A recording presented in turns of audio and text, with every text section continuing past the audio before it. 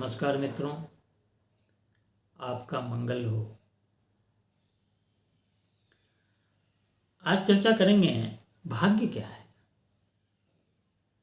भाग्य हमारे इस जन्मों का और कई जन्म जन्मांतरों के कर्मों का ऐसा फल है जिसे हम बदल नहीं सकते। तो हमारे जीवन में ऐसा क्या सब है जो भाग्य है, जो हमारा भाग्य है, जिसे हम नहीं बदल सकते। तो उसमें जो सबसे पहले है वो है हमारा जन्म। हम कहाँ जन्म लिए, किस माता के कोख में जन्म लिए, किस पिता के संरक्षण में आए, किस समाज में आए, किस परिवार में आए, ये हमारा भाग्य है, ये हमारा चॉइस नहीं है। और जन्म से लेके 15 बरस तक हमारे साथ में जो भी घटना या दुर्घटना, अच्छा या बुरा व्यवहार हुआ, वो सब हमारा भाग्य है, क्योंकि हम उसे बदल नहीं सकते। अब आप 15 वर्ष के हो गए। अब आपको दुनियादारी की सभी बातें समझ में आ गई, सभी बातें। अब आपको कुछ समझना बाकी रह नहीं गया। मैं एक बार फिर से बता देता हूं, 15 वर्ष की आयु पूरी होने के बाद आप दुनियादारी की सभी बातों को अच्छी तरह समझ गए।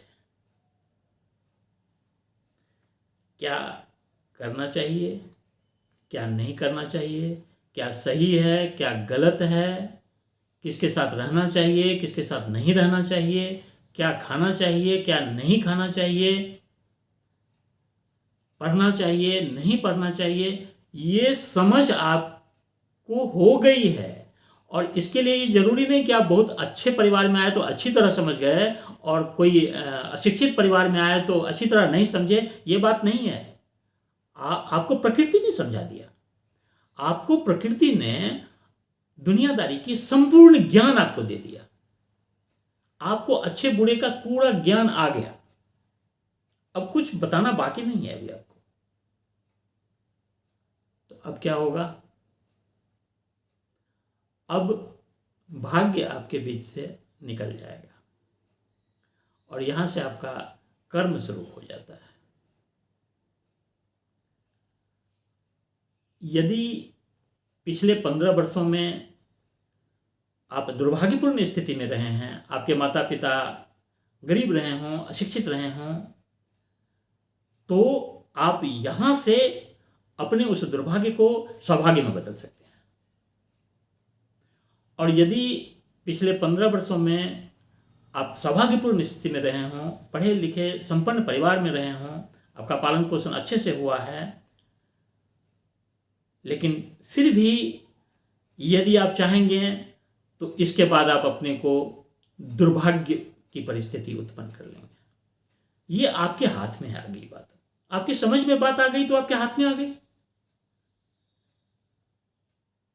तो यहां से आपका भाग्य बीच से निकल जाएगा।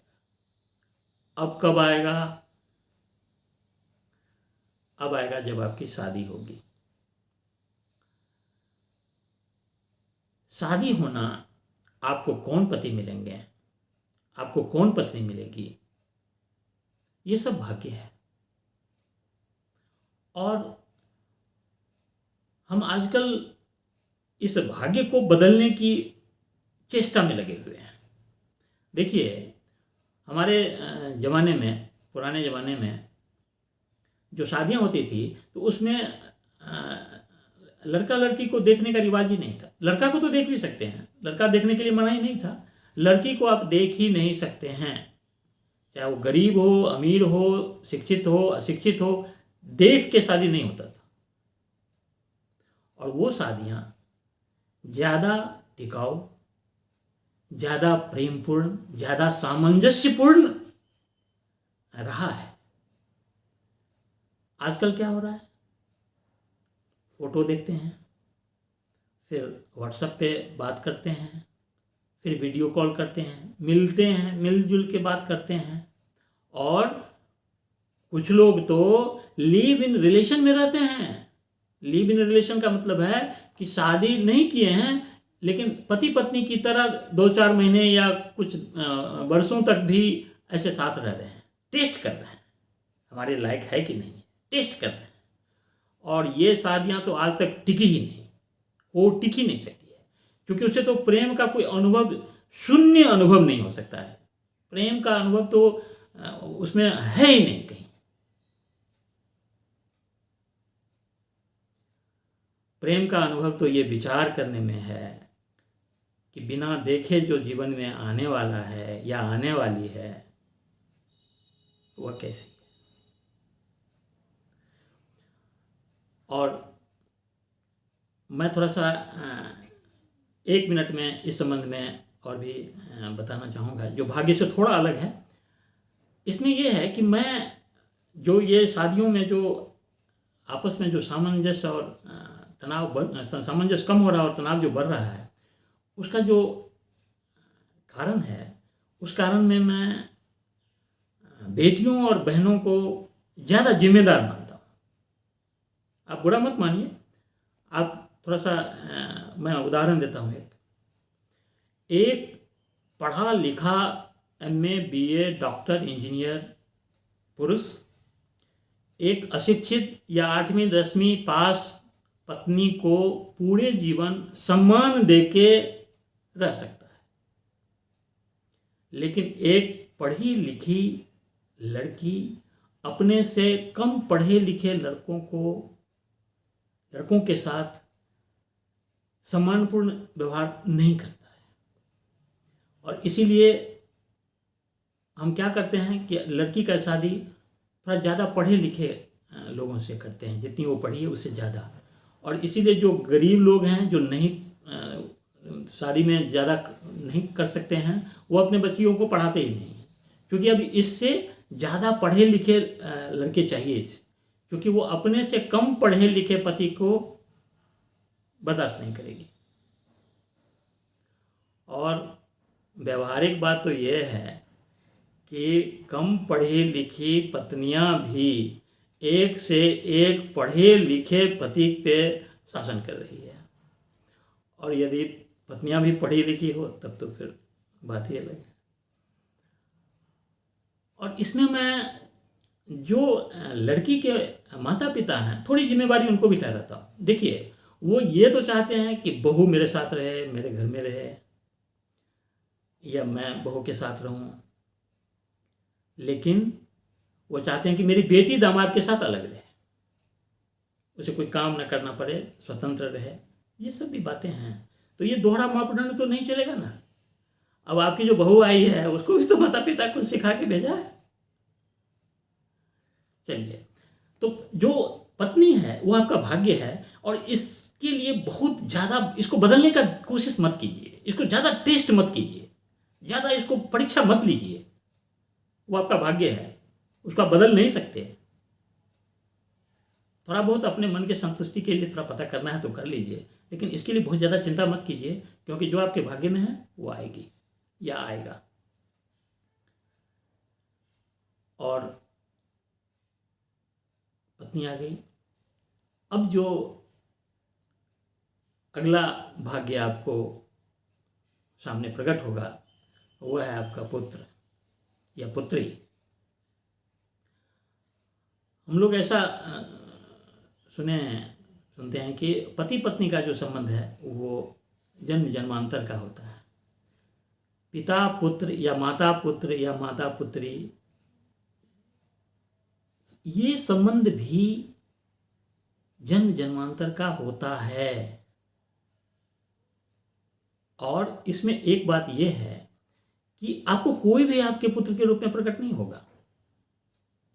आपके पुत्र के रूप में जो प्रकट वही हुआ है जिसके साथ आपका बहुत बड़ा लेना देना रह गया है। कभी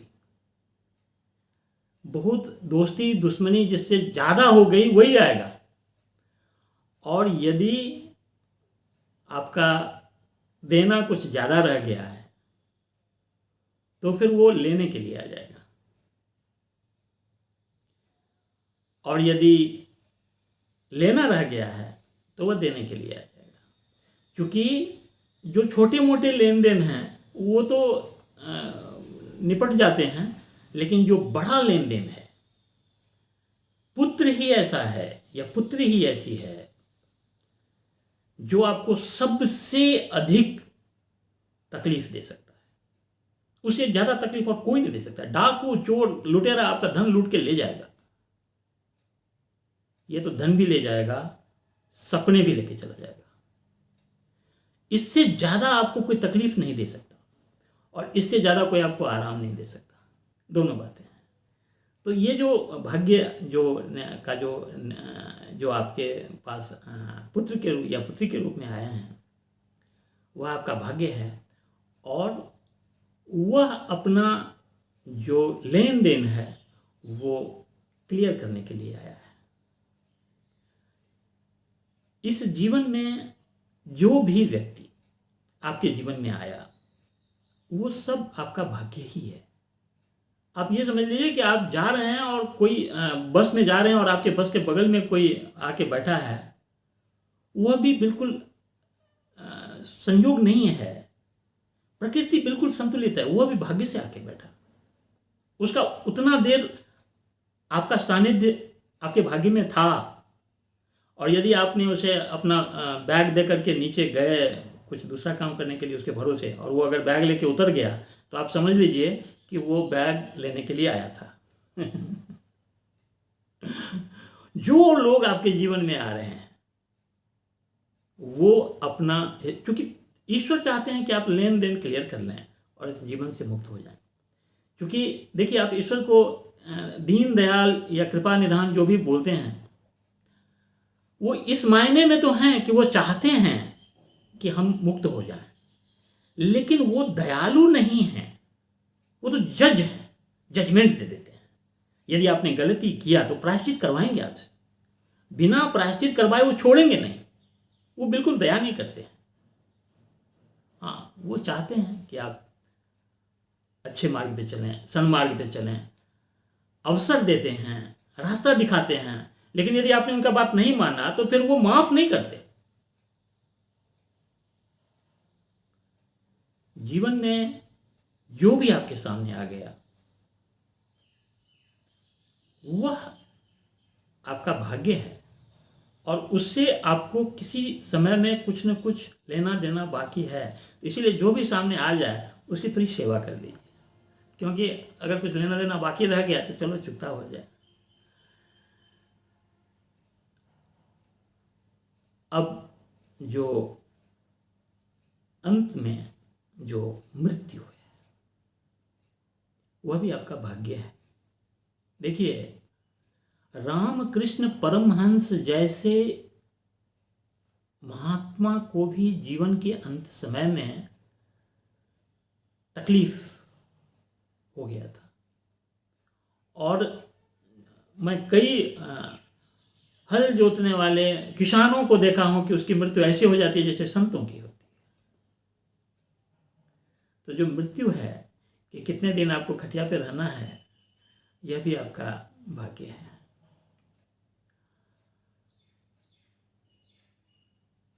हम अगले एपिसोड में आपको ये बताएंगे कि भाग्य को बदला तो नहीं जा सकता, लेकिन भाग्य के साथ व्यवहार कैसा करना चाहिए।